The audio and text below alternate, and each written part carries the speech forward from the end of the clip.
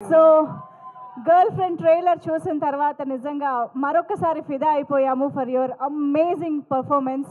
కానీ ఇప్పుడు cinema trailer చూసిన తర్వాత చాలా మందికి ఈ వ్యక్తి మనకి కరెక్టా కాదా అనేది ఎలా తెలుస్తుంది, అంటే ఎలా తెలిసింది? నాకు కూడా ఆన్సర్ లేదండి దానికోసం. ఆన్సర్ లేదు, మనము ఫిగర్ అవుట్ చేసుకోవాలి. కానీ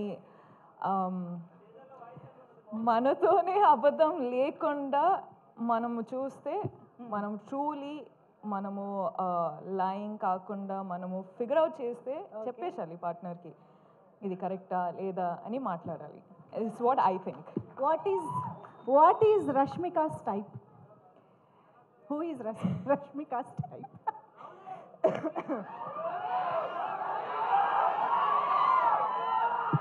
అందరికీ తెలిసే.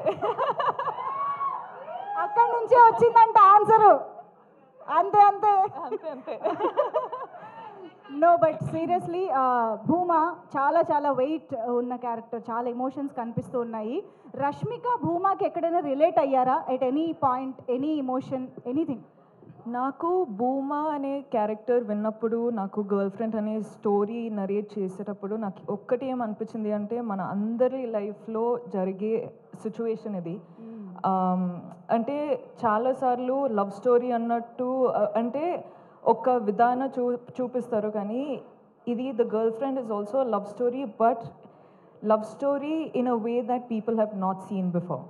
ఓకే, అంటే ఆ సెన్సిటివ్ టాపిక్స్ ఉంటాయి కదండి, అంటే మనము బెస్ట్ ఫ్రెండ్స్ తోటి మాట్లాడుకుంటాం కానీ బయట వాళ్ళతోటి మాట్లాడము. అవును, అట్లాంటి లవ్ స్టోరీ ఇది.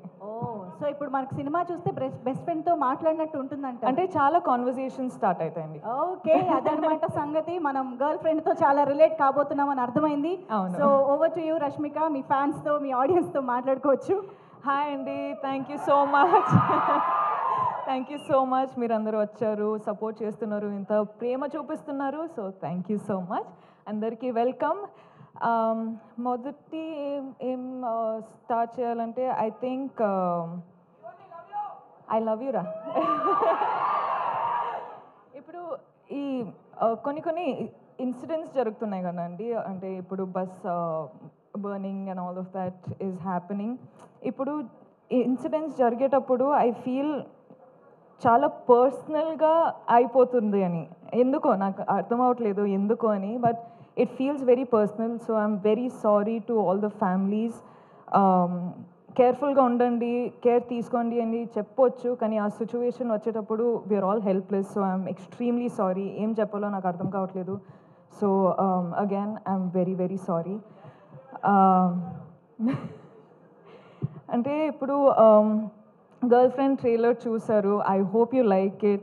గర్ల్ ఫ్రెండ్ అనే సినిమా, ఈ చాలా ఫిల్మ్స్ సెలెక్టెడ్గా చేస్తున్నాను, వర్క్ చేస్తున్నాను, కానీ గర్ల్ ఫ్రెండ్ వచ్చేటప్పుడు నాకు ఎందుకో ఇది చాలా ఇంపార్టెంట్ స్టోరీ చెప్పడానికి అని అనిపించింది.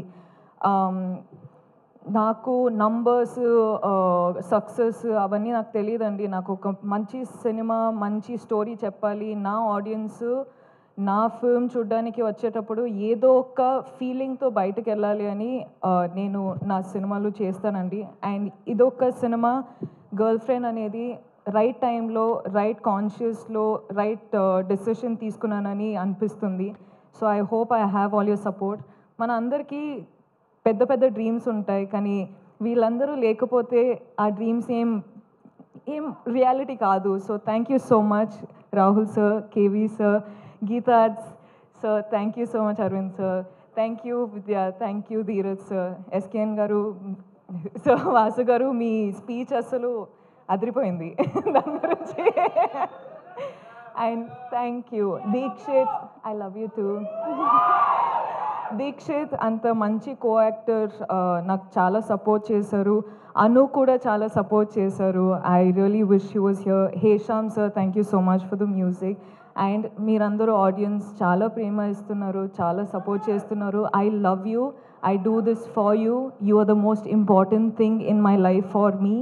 Thank you so much and I love you again. Love you Rashmika. Thank you so much. Very